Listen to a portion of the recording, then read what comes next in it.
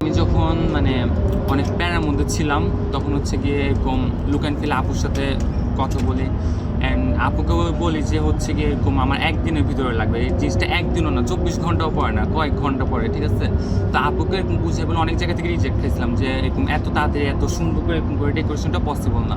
পরে আপুকে অনেক রিকোয়েস্ট করার পর আপুর সাথে সাথে রাজি হয়েছে, আচ্ছা ভাই আপনি টেনশন করবেন না, আপনার টেনশনটা আমার, আপনি কোনো টেনশন করবেন না। পরে আপু হচ্ছে গিয়ে এরকম রাজি হয়ে গেল, রাজি হয়ে পরে আমার কোনো প্যারেন্ট, আমি খালি হচ্ছে কি আমার ইমেজগুলো দিয়ে দিচ্ছি, অ্যান্ড আপুকে বলছে আপু এই জিনিসটা এভাবে করবেন, আমার আশাও লাগে নাই, অ্যান্ড আপু হচ্ছে কি সব কিছু করে দিচ্ছে। করে দেওয়ার পর হচ্ছে কি আমি এসে দেখি কিরকম একটা সারপ্রাইজ হয়ে গেল, আমি নিজেও ভাবি না যে এত সুন্দর করে করবে। তো জিনিসটা অনেক ভালো ছিল, অ্যান্ড ফিউচারে যদি চিন্তা করি তাহলে ভাই আমার বিয়ে বলেন এবার যার মানে সবারটাতে ভাই আমি নিজে থেকে দরকার হলে নিজে থেকে প্রমোট করবো যে ভাই তুমি এখানে যাও, এখানে গিয়ে আপুর পেজের সাথে আপুর সাথে কথা বলো, ভালো না লাগে তারপর বলো, ঠিক আছে। তো রেকমেন্ডেড একদম 100%। Thank you.